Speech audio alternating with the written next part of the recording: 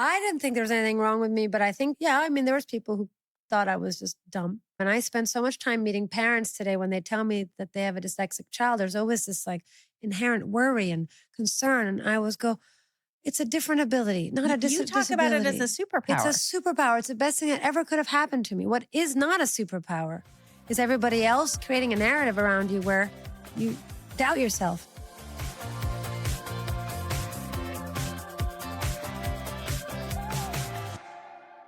Today on The Messy Parts, we're going to talk about the note that you play after the bad note. That is a great quote from Miles Davis that Assia actually shared, and it really is a culmination of her journey so far. She's had more messy parts than one person could possibly imagine, from early diagnosis of dyslexia to cancer to, all kinds of things that you're going to hear about. She's most comfortable, she said, covered in poop, and she can't actually imagine things being perfect. Her comfort area, it's the messy. You get a lot of people who pitch you businesses, ideas, things like that. And what I want to learn is, how do women pitch that's not as effective as men? Because I sat with a friend who's quite successful, has a very successful business, and she was going in for a big pitch. And she started apologizing at the beginning of her pitch. And I said, how do you think a man would do this? Because for sure they wouldn't be doing that. I think, first of all, it depends who the woman is pitching to. If it's pitching to another woman, I think maybe we probably give each other more grace. Sometimes a woman pitching to a man, depending on the man, might not understand the pain point that she's pitching. So I don't love these generalizations. I mean, I think there's people who will be listening, who will want to raise money, do their own thing, right? And when we're honest together, like when this friend came and we sat on the stoop, she's very successful. You would never know that she would have self-doubt. But she started the pitch sort of from a place of almost apology, right? Well, I always say that I remember when we first started raising our first fund, it was the first time we'd ever done anything like that. And it took me a minute of pitching to really understand, actually, I'm offering them something they need. And so your job is to make them realize that you're actually doing them a favor and that they'd be missing out if they're not investing in your business. You've had multiple life-stopping moments, right? Car accident, cancer, even, your 7 years of wanting to have a child. Those moments are clearly seismic moments in anybody's life, and you've had 3. Was there anything you learned on the third one that you didn't know on the first one? Because it's not just one for you. No, and it's not just 3. It's a leg accident. It's also endometriosis that I've battled my entire life. And I was told that some women have painful periods and that it's normal to go to the ER every month. Somebody told you that was normal? And they tell most women out there with endometriosis that sometimes painful periods are painful, but that is not normal. And even though a lot of us have it, and it usually gets identified way too late. In my case, it was identified in my late 30s. So a lot. Yeah. And then all the mental health that comes along with having physical struggles throughout your life. But in terms of answering your question, I think what every single one of those situations have taught me is, one of my favorite quotes is Miles Davis. It's not the bad note you play, it's the note you play after that matters. I live and breathe that quote before I even know that quote existed. I think that's really true for me, which is, how do you turn anything bad in your life into something positive and meaningful? And it might not be something you're able to do right away or identify right away, but I look back at my entire life. And one of the reasons I love so much this concept of this podcast, and probably the most excited I've ever been about being on a podcast, is that actually I truly believe that some of the worst things that have happened to me have set me up on a path of the best things that ever happened to me. I think the messy parts are how you grow. 100%. And it makes you human. It makes you empathetic to the everyday human. I can't imagine having a perfect life. Who has a perfect life? Nobody. That's just pretend. Yeah. That's called Hollywood. Yeah. So you stopped building other people's business and started writing checks. What did you learn about money in that process? I've learned about money and power throughout my entire life. It started off in my early 20s as a Barnard graduate in environmental biology. I certainly didn't think I was going to end up having a successful career in venture capital. And no one really told me that this proud dyslexic could be a venture capitalist ever. I wasn't introduced to capital and finance. And so much so that when I catapulted myself, thanks to my leg accident, into the digital media space 20 years ago, some of the first deals that I did, whilst I was contributing a ton and learning and growing and doing really awesome stuff, and my CV is very happy for it, I can be honest that I wasn't able to negotiate and do the kind of agreements that I know I would do today with the knowledge that I have in terms of finance and equity. What does that mean? Well, I mean, if you don't understand how equities work and how deals are done, and you didn't have a business degree or a master's in finance, and you come from an environmental biology degree and a minor in climatology, you don't really know how equities work, and you know how to negotiate what a deal should look like, or what your deal should look like when you're advising an early stage consumer tech company. And so, on one hand, I was in a very comfortable place for me because I was advising early stage consumer tech startups, and I love everything consumer and tech and consumer trends. But on the flip side, it was a huge learning curve on how to negotiate my deals with these tech companies. And again, I think I learned the hard way.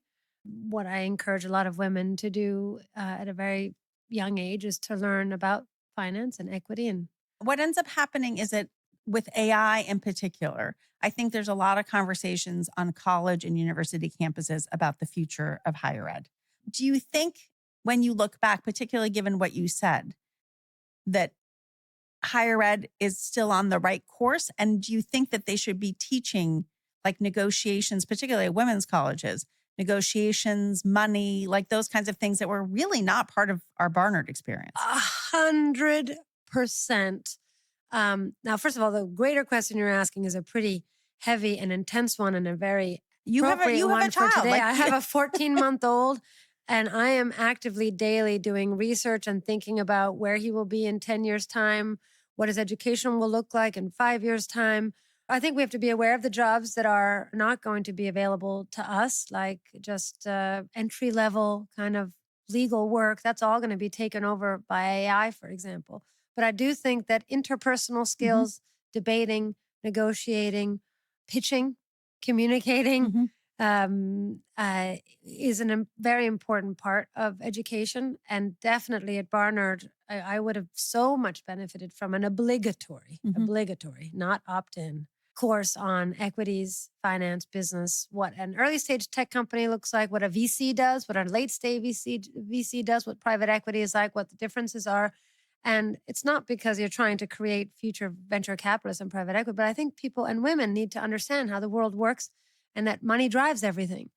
I'm kind of shocked that I became a capitalist because on one hand, I'm just as critical of capitalism as everybody else, but I realize that you fix capitalism with capitalism. And what does that mean? Why did you get to that point?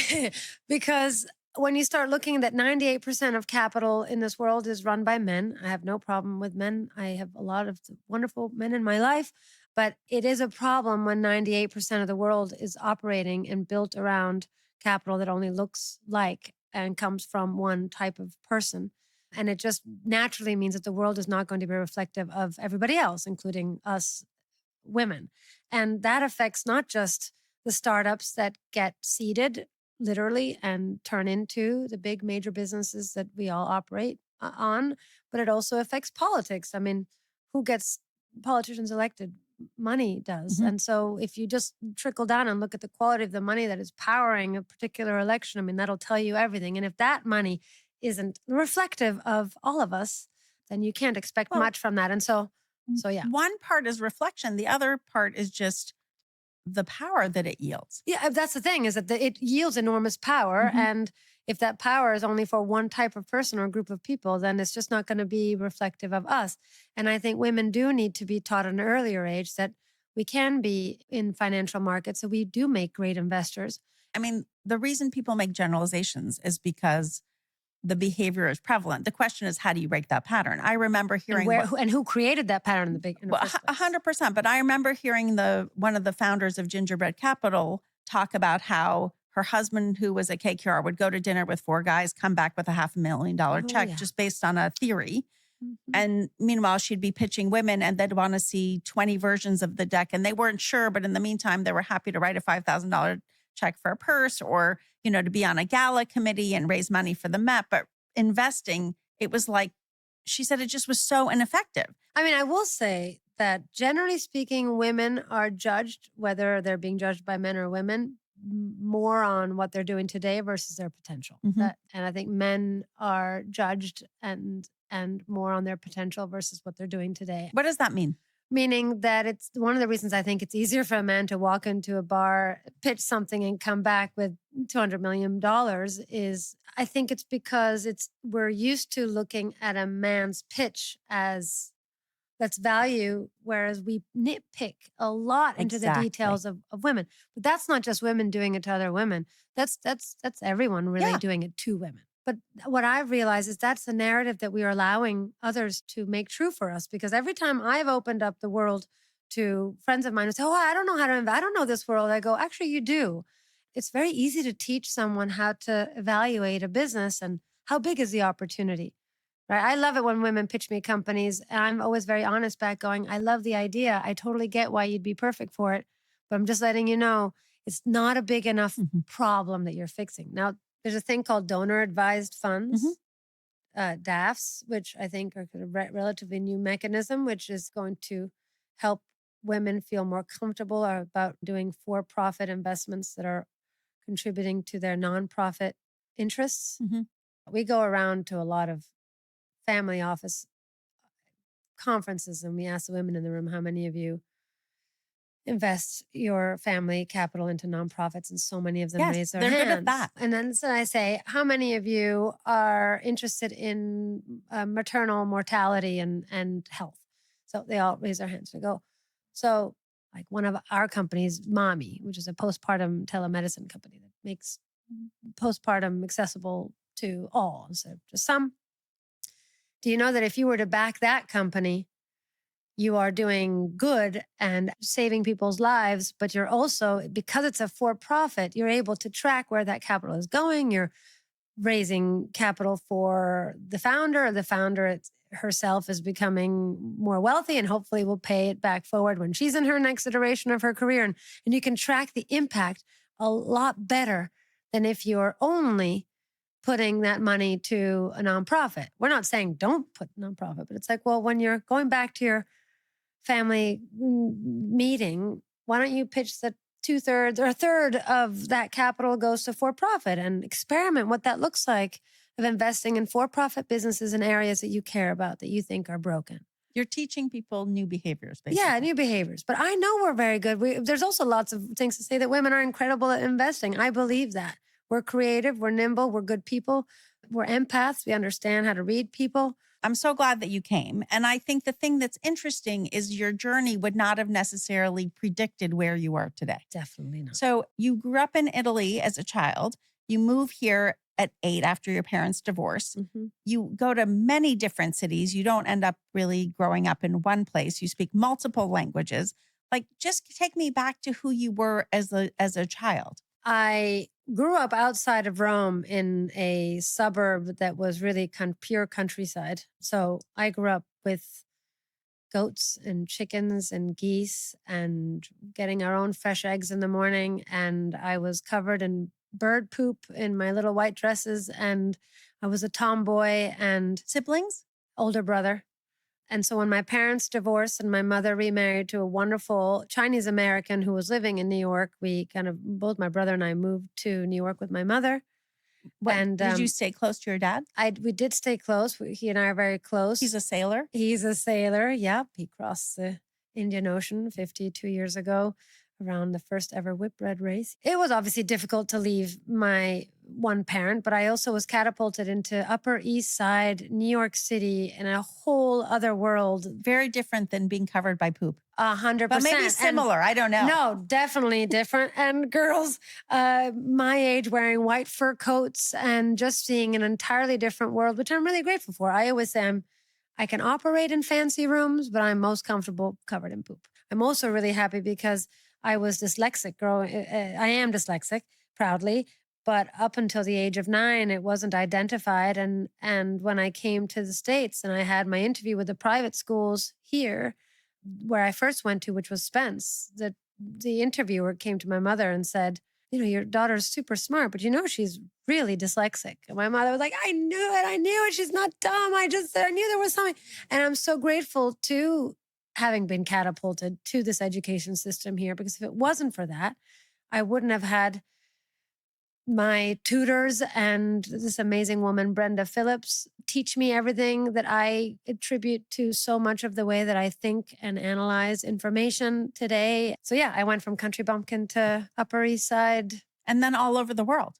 And then all over the world. Well, I did boarding school in Boston. Then I came back to New York for Barnard, which you and I share. And it's just an amazing bond with any Barnard woman. And then as soon as I graduated Barnard, I went to live and work and build my career in Europe, which was London predominantly, but then stints in Milan and Rome, 2.5, almost 3 years in Stockholm. And then eventually being asked by Daniel, the founder of Spotify, to launch the LA office for Spotify. That was now almost 12 years ago.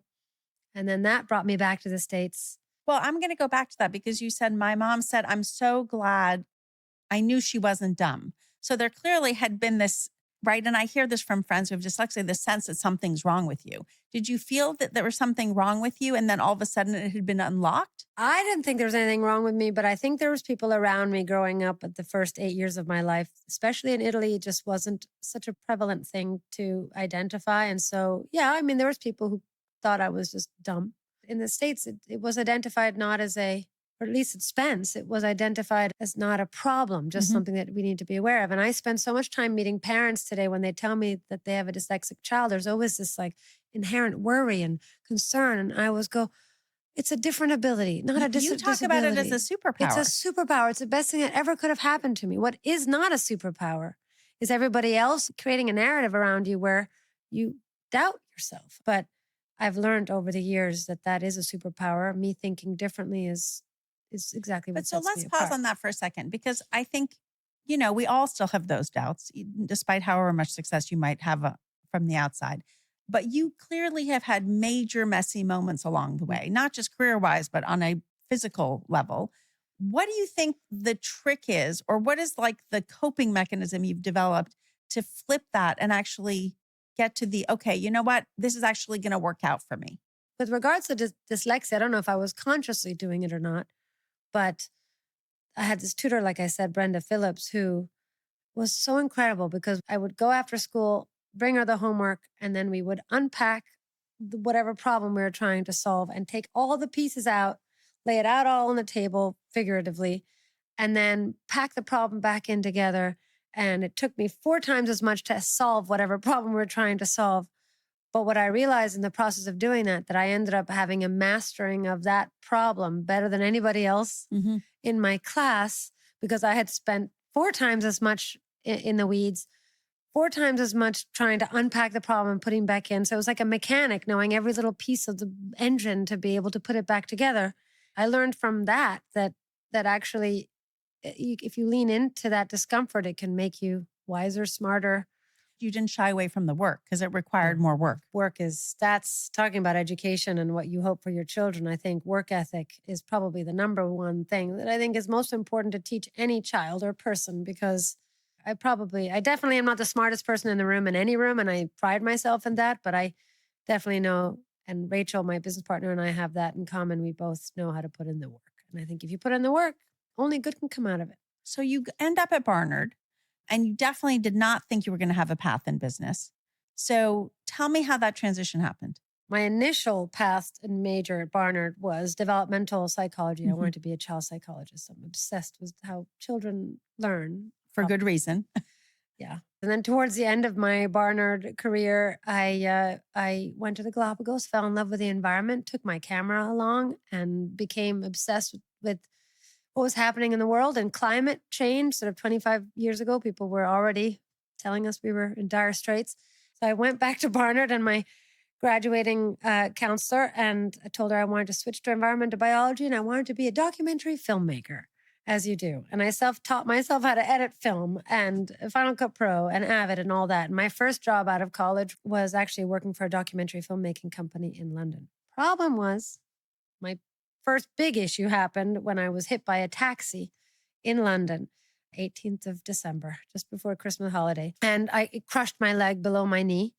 And what we thought was just an initial leg injury and bone injury that would be fixed with poles and things turned into acute nerve damage. How did you find your way out of that? I mean, because that's a moment where for a lot of people, they just want to give up. I didn't have an option to give up at that time because I was in so much excruciating pain that everything just sort of dropped and I had to go back to the States, and I spent pretty much a good year in the hospital, in and out of surgeries and spine procedures and methadone pills and all sorts of things, and a big blur of a year. But then what really happens when you start feeling better and coming out of this big dark hole, I realized I had nothing to show for a year and a half of my life. The world had changed and this documentary film company didn't exist anymore.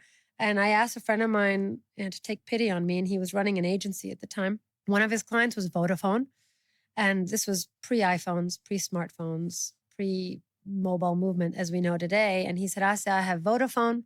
They're experimenting with made-for-mobile content that's preloaded onto your phone when you buy it at the store.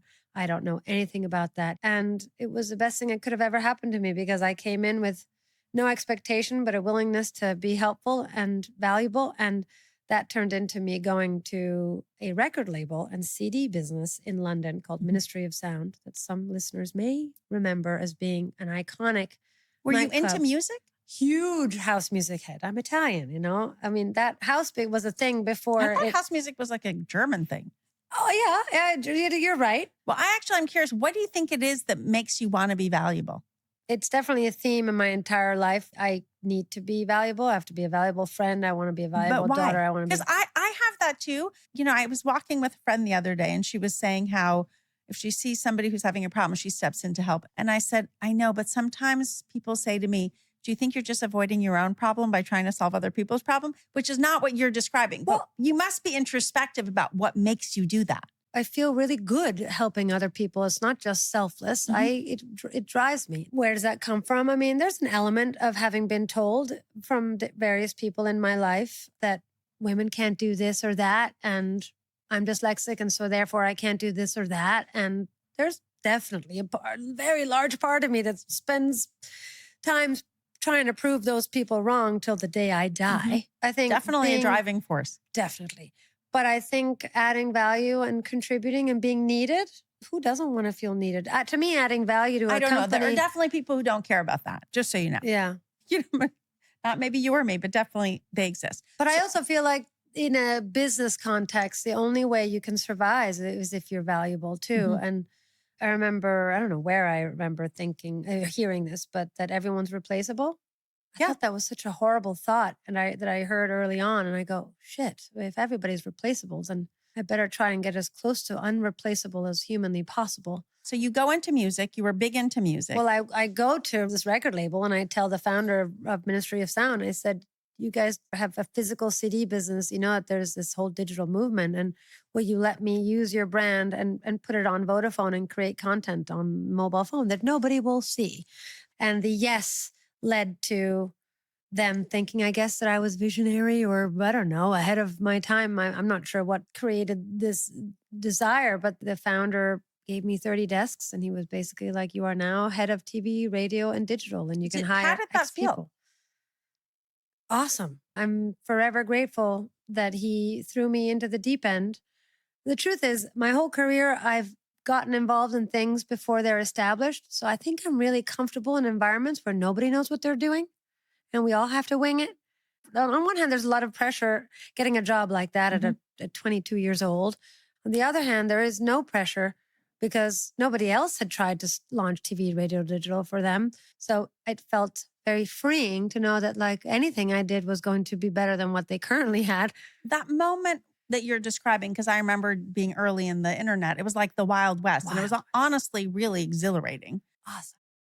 And you sort of could just run with it. You run with it. And I was telling someone this morning in a meeting, like I was in my early 20s being asked to speak at Singapore Technology University and Monaco Media Forum and all that. And I'm thinking, if I compare myself to the 46-year-old now, I'm like, I knew nothing then. I knew nothing. But on the other hand, I think I knew a ton, and I was young and I knew what consumers wanted from the online world and from entertainment. And I think I was What gave you building. the confidence to lean in that moment? I was confident in the fact that I thought that people wanted to have music accessible more readily. It's why I ended up working at Spotify, because very early on, when I heard the concept of Spotify, sort of music whenever, wherever at your fingertips, I was like, yes, please sign me up. So the idea that I could work with a company that I thought was creating something that we all desperately needed as consumers, maybe it wasn't life-changing from a healthcare perspective like I'm doing now, but I think what Spotify did change the world. It made us listen to music more accessibly. So the confidence came from knowing that I was working in a company that was going to make a real difference and impact. Do you look back and say, well, some things were good, but there's things I would have wanted to have be different? I think one of the questions that your husband was asking, can we say that? Yes, you can. There's my husband who sometimes asks questions. He likes to be anonymous. We should call you Charlie. It's like, hey, Charlie. and also there's noise because there's construction. So this is very New York and messy. But he was asking sort of about, whether Spotify was always fundamentally a great thing. It's interesting. I worked at Spotify when we were getting a lot of heat from people debating whether Spotify was paying its artists or not. And that was a whole thing. It was a whole thing. And I was very frustrated by all of that, because a lot of the record labels had equity in the business, and we were kind of tied as to what we could say out publicly in the market. But privately at the company, we were building out, for example, the artist services division, which is a division I was very proud to be part of, which was really helping to educate talent managers, artists themselves, on how to negotiate their deals and be able to take the best out of Spotify. The reason they weren't getting the money in the bank wasn't fundamentally our problem. It was a problem that was stemming from the deal that they were originally having with the record labels, was stemmed from deals that were created and structured at a time of physical CDs that weren't applicable in the new modern world and all that kind of stuff. So I remember pushing back a lot on that because it was a misconception. And then I also remind people that from a musical perspective, I do miss the album. I miss putting in the tape and hearing something from the top to the end. I do. I miss that desperately. But Spotify wasn't the one to create that disruption. Actually, ironically, Apple did when they unbundled the album and started selling individual tracks. That was really the first ever breaking of the album concept. And then the rest is history, and Spotify made the best of it. One of the things you said to me when we first met on a call was that part of how you ended up getting into the venture capital business was that you didn't really understand equity when you went to Spotify. Well, what got me into the venture capital world is that after a career, myself and my business partner, Rachel's separate parallel career of helping early stage consumer tech companies, by the time she and I met, we realized that we had made a ton of money for a lot of people. But not for yourself. But not really for ourselves. Mm-hmm. And that there was probably a way for us to monetize the fact that we're very good at spotting stuff early, which we had a track record for. And we had a pretty darn good track record for helping accelerate these businesses in their goals, commercial goals. And then I think what really sealed the deal for me was when I was living in Sweden, in Stockholm, predominantly for Spotify, Daniel had put me in contact with a fund called North Zone. The founder of Spotify. The founder of Spotify, yes, Daniel, introduced me to North Zone Ventures, which was the first ever institutional fund that invested in Spotify. And they asked me to join the board of advisors, even though I had had zero experience from a venture perspective. But I remember Daniel said to them, if Assia can help your startups the way she was helping Spotify, that's probably a good thing. I started asking a ton of questions. On one hand, I was very good at what I was already doing, which was accelerating. On the other hand, I was learning everything from scratch and asking a ton of questions. How does it work? How does fundraising work? What is portfolio construction? Why do you have to have a portfolio construction? That was the first time that I thought, hey, I could do this. With that seed planted, when Daniel asked me to move to LA to start. And is that how you've ended up in LA? Yep, because he said, we don't have an LA office. We had a very big New York office, but we had no LA office and no one really representing M&A and deal making with entertainment companies. So I moved there. helped hire all the new people to come into the office. And I'm a good people person. So Is that how you met your husband? I did meet him in LA, yes. He's a New Yorker who was supposed to go to LA for 2 years and stayed for 30. We moved to LA and I was doing all the deals with Tinder and Instagram and all this sort of really kind of communicating with the entertainment businesses. That's where I met Rachel, who's my business partner. She came to pitch me a startup in the music streaming space. We started becoming very close friends. We were both single at the time, moved from Europe. She's British. And then you had a health scare. And then when she went to announce this pretty epic music deal that we had structured in Ibiza at a big conference, I call her in the middle of the nightclub where she was celebrating. And I said, I got diagnosed with breast cancer and I have a double mastectomy in 2 weeks. And you started actually talking about it on Instagram. Yeah. I was very... You decided to be public. Yes, which I think we women have to be more public with each other about all of these grievances and things that we've gone through. And what made you decide to be public in that moment? Because so many people are reticent to use their voice. For me, it was more, I realized, how the heck do I have breast cancer at the age of 36 with no genetic predisposition? What is going on? And so in the process of trying to figure that out, because nobody and no doctor was giving me a real answer, I started just doing research and realizing that 90% of breast cancer are non-genetic. 90 is 90. Who knew, right? And then I started asking, looking under the hood about women's healthcare and realizing that maybe my endometriosis, which I didn't know at the time I had, but maybe my periods were having something to do with it. I had no idea how my periods worked. I had no idea how hormones worked. I knew nothing. And so it wasn't an overnight kind of aha moment, but I definitely just started asking a lot of questions. Part of putting it out there was more just making sure that people would remember to go get tested for a mammogram, even at the age of 36, even though we were told that you could only do it after 40. So I thought, well, that was bullshit. So all of a sudden your business starts coming out of basically like almost like tragic experiences that you're having yourself. Because even the fertility thing is related and quite personal to you. I dropped everything and Rachel moved into my house and started cooking Philippine food. And we spent the next 3 months during my recovery thinking about the future and our legacy and everything. And we started talking about healthcare and we started talking about women's healthcare. And then we started looking under the hood and we realized 98% of capital, what we were saying before, 98% of capital is handled by men and what's happening in women's healthcare. And then we discovered that women were excluded from clinical trials until 1993. I didn't know that until I was 40. And then you start realizing that there's no data really around women's healthcare. And then you start asking all these questions. And so that's where the concept of Muse came.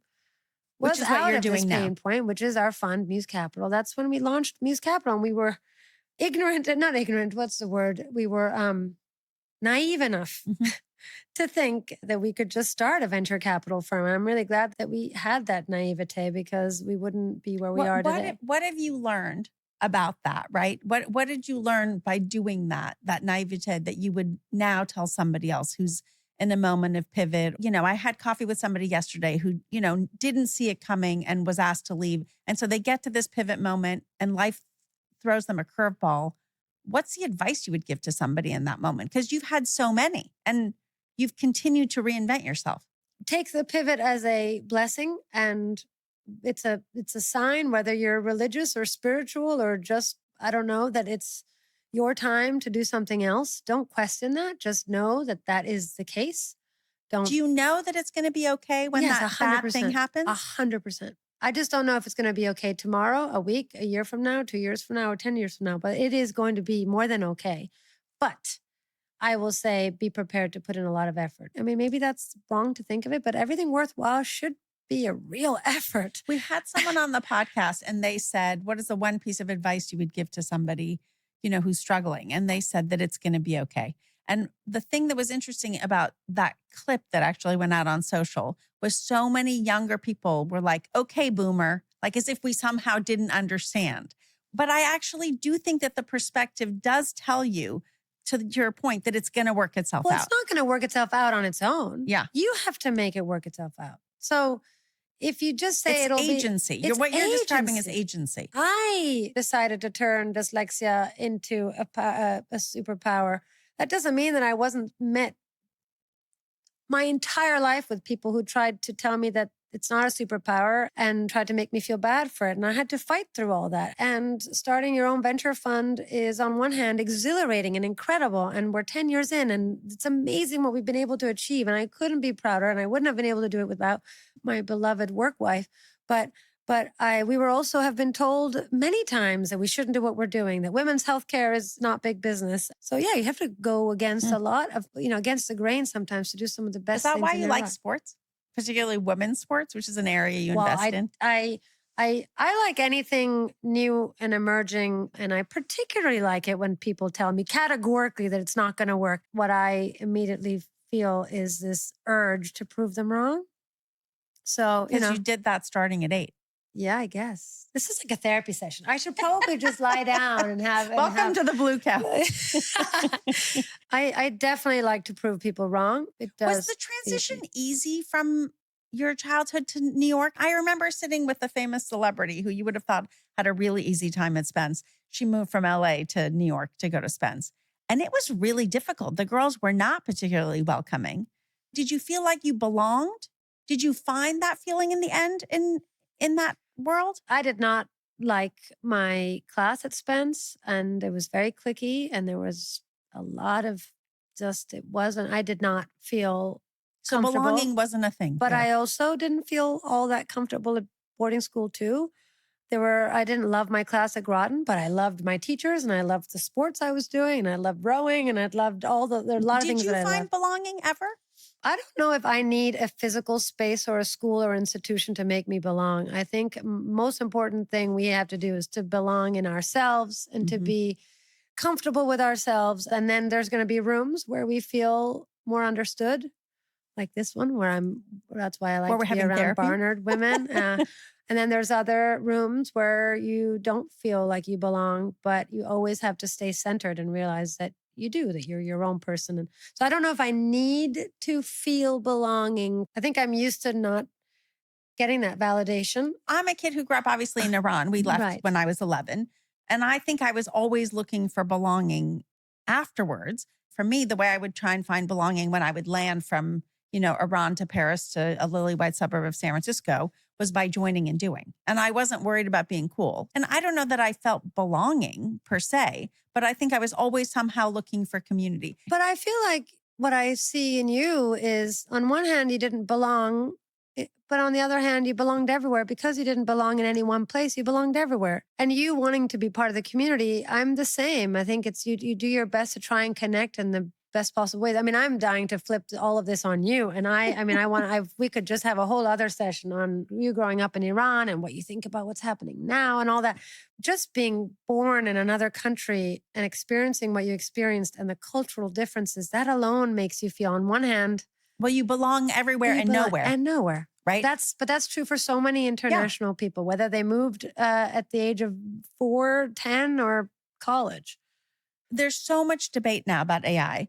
I sit in rooms with C-suite executives who are, obviously deploying AI, not just for efficiency, but also for all kinds of other things. And one of the things we talk about is, how are you bringing employees along that journey? Because it's a hard thing to adopt if you think it's going to take your job away. We know the areas that we will have to respond to, as we said before, sort of entry-level jobs. Then I can give you a ton of examples of where AI is going to change the world for the better. Like what? Well, specifically in our world. So as you know, Muse Capital, our fund, which is now in its 10th year, invests 2/3 of our capital goes to women's healthcare, which we were told 10 years ago was niche. And now we have proved that it's actually big business. And we've invested in everything from egg freezing to MIDI in the longevity space, to breast cancer screening, all of that. So when we look at the opportunity in women's healthcare, we look at the opportunity of these healthcare businesses not only being able to solve huge problems that have never been solved before for women, but they are actually data companies that own the first ever proprietary data sets that have never existed before in the world on women like us. So MIDI, the menopause for longevity business whose pre-seed round we led, and they just became a unicorn. They have data of women over 35 that has never existed before. And that's not just great for them. It's great for the women over 35 who are finally being listened to, catered to, I'm also hoping that education will change thanks In what to way? AI. So you would think that Muse would have invested a lot in education, given my background in dyslexia and wanting originally to be a child psychologist. But actually, education is really hard to disrupt in this country because every state has a state by state law, and it's very hard to scale early stage education companies. I think AI is going to make that scale easier and faster. How do you think a young professional can AI proof their career path? I think every single business on the planet, whether you're creating a couch or you're doing a startup women's healthcare, is going to use AI in some way, shape, or form to make your life more efficient. Being aware and on the pulse of all the technology that's happening as it's happening around you is essential. So get smart on it. Get smart on it. Use all the tools, play with all the tools, and then just continue thinking. If you're thinking about your career, just keep really always thinking, what is something that AI can't do? Okay. What advice would you have for someone who's 35? Get a colonoscopy, get a mammogram. That would be my first advice. If it's a woman, I would say if you're not educated in finance, get educated. Good. I like that. What advice would you have for someone who's having a crisis of confidence? Surround yourself with the right people. And I would say also confidence happens with knowledge. So, I mean, if you really ask yourself the question, why am I feeling insecure? It's maybe because you don't feel so fully like you grasp that whatever it is you're trying to do. Your messiest moment, and you've had plenty, on a scale of 1 to 10. Oh gosh, I think all my messy moments were 10. Tens. My 7 years of infertility before having my child was messy because I had to keep it all to myself. And it was the worst mental health that I had to do somehow while we were also building our business. Cancer is scary for its obvious reasons. Endometriosis is excruciating. Starting your own venture capital firm from scratch is excruciating. I don't know. I think they're all A lot of messy. When was the last time you cried? Oh, I cry every day. I cry every day. This morning I cried because I woke up in bed with my 14-month-old who is a miracle child. Was born on Christmas Day, and I didn't think he would exist in my world. And he's just the greatest gift. I do cry of happiness a lot. I definitely don't. That's a blessing, a child. But yeah.